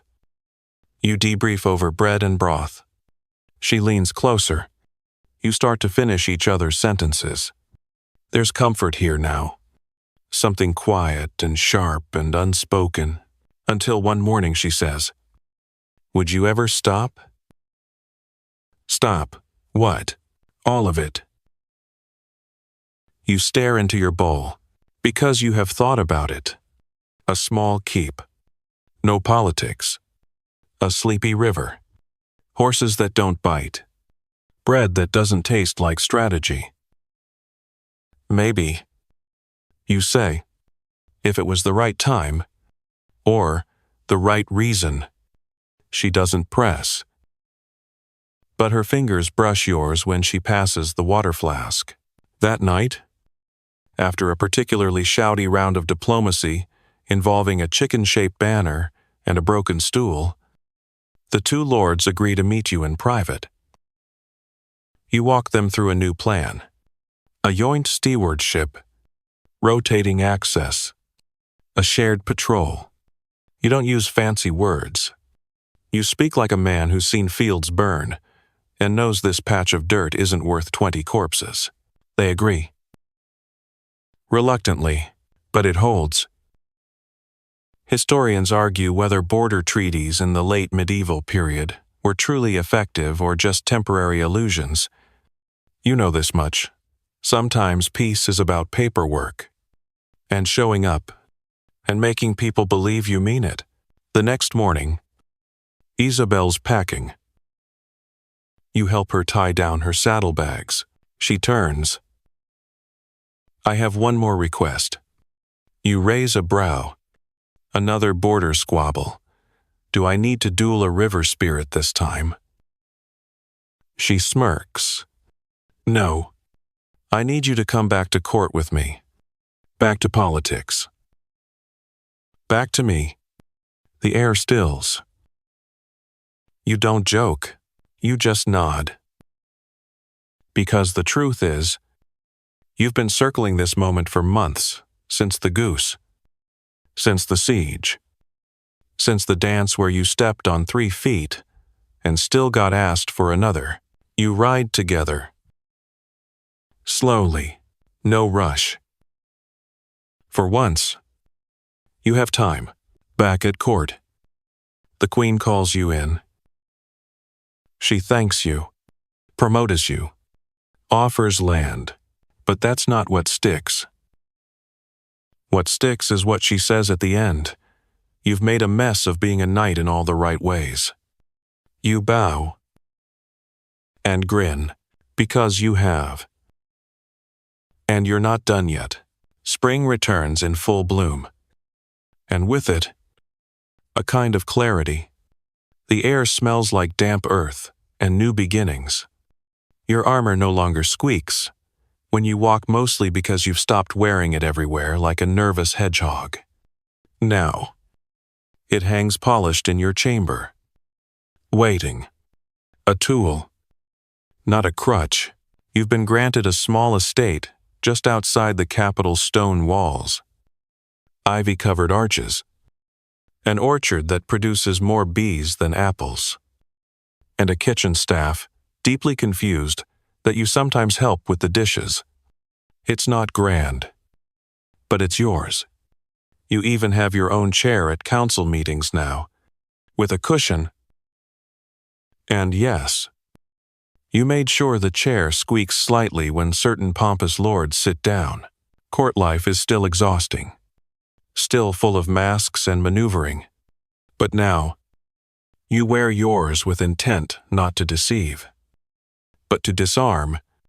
You smile just long enough. Speak just softly enough. And when you speak plainly, people lean in.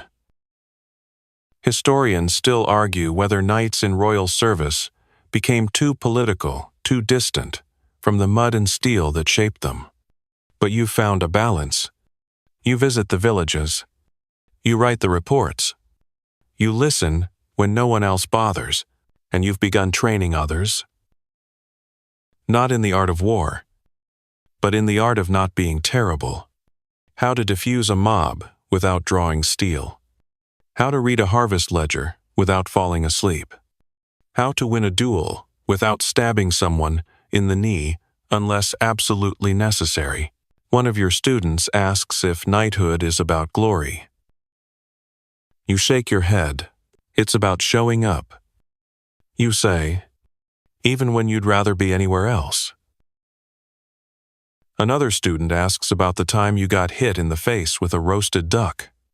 That story spreads faster, and now they call you Sir Duckward behind your back. You're weirdly proud of it. Isabel visits often.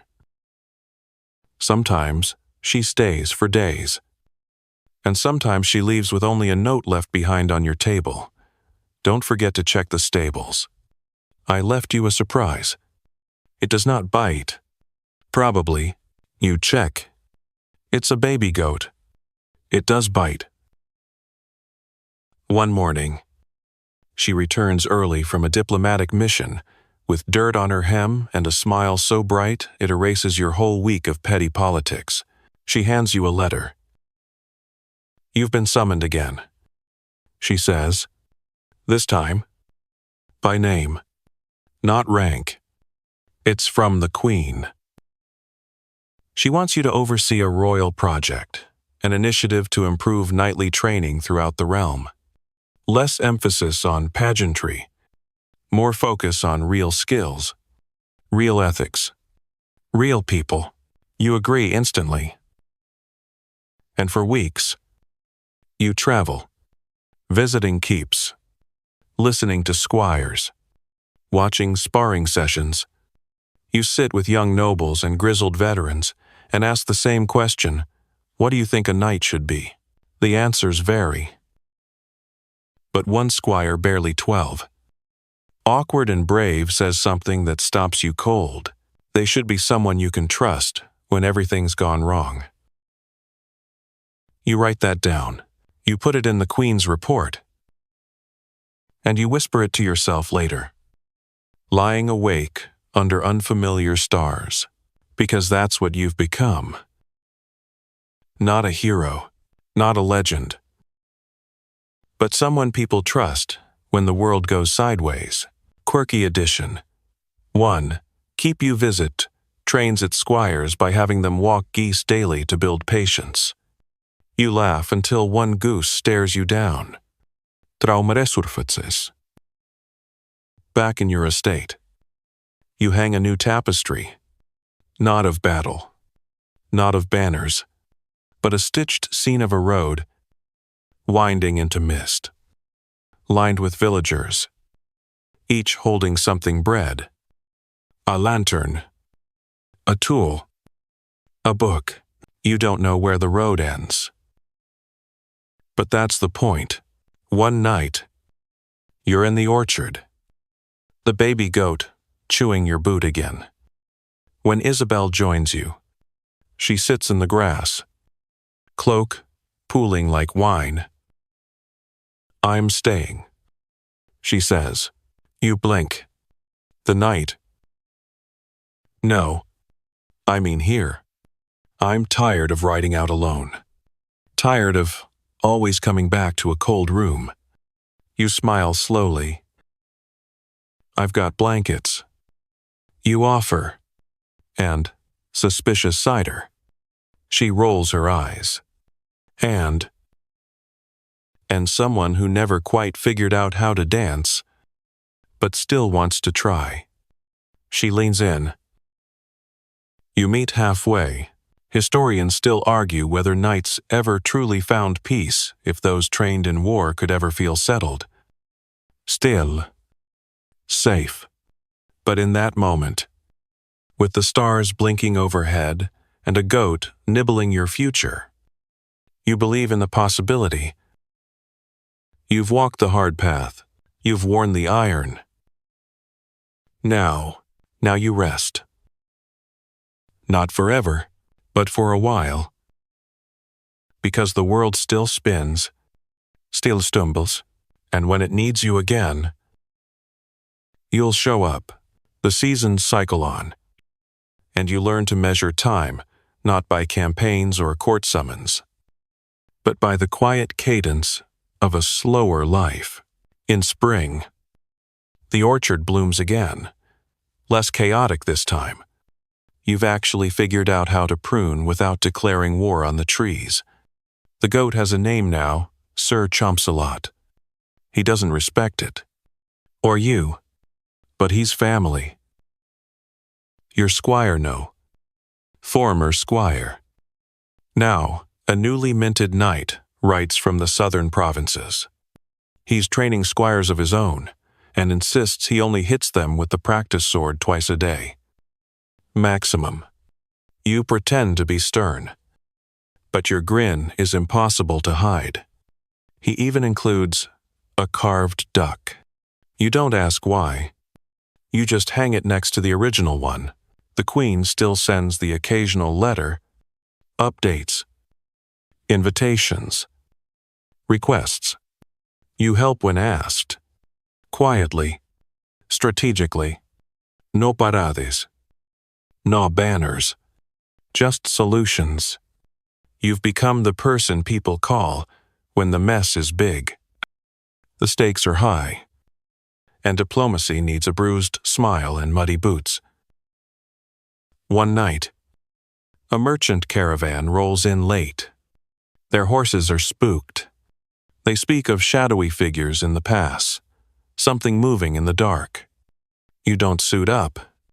You just light a lantern, take a cloak, and walk out to check. No fanfare, no speeches. You're the calm now, the counterweight to panic. Historians never wrote much about these years. There were no sieges, no grand crusades, just reforms. Rebuilt roads, safer bridges, and a whole lot of meetings involving grain. But your name appears in strange places on village scrolls, in marginal notes, scribbled beside recipes for leek pie. Sir Duckward came through, fixed the well, left a smile. And that, somehow, means more than any battle. Isabel takes over the garden. She turns it wild. Medicinal herbs, vines, tomatoes with attitude. She teaches you to brew teas that help you sleep, and one that makes you forget what day it is entirely. You label that one emergency court meeting potion. Sometimes, at dusk, you sit together in the crumbling old tower. She reads aloud from the old chronicles. You correct the ones about you. She laughs every time. One mentions you slew a bear single-handed. You shake your head. It was 2 hands, and the bear tripped. You don't chase legacy anymore. You chase bees out of the kitchen. You chase goats off the roof. You chase a peace that's earned, not gifted, and you know it can end. The realm might call again, Another war. Another fire. Another fool with power and poor judgment. But until then, you rest. And when a traveling bard asks to write a song about you, you simply say, make it funny. Wind down. Now, as the stars scatter softly across a velvet sky, the keep lies quiet. The fire has burned low, casting slow-moving shadows on stone walls that have seen so much and now simply wait in peace. You pull the blanket up to your chin. The air is cool and still, but not cold. Somewhere outside, the night creatures hum, the old rhythm of a world no longer rushing, no longer shouting. The sword is hung, the boots are by the door, and your armor rests in the corner, no longer shining, no longer needed, just sleeping. Like you soon will be. You feel the weight of the years soften, not vanish, just ease. Like exhaling after holding your breath too long, like finding a warm bed at the end of a long, wet road. You've earned the quiet, and for now, there's nothing left to do but let your body rest, your mind drift, and your heartbeat slow to the gentle rhythm of the dark. The world will keep spinning, but tonight, you don't have to chase it. Close your eyes, steady your breath, and sink into the calm. You've made it. You're safe, and you're home. Sweet dreams.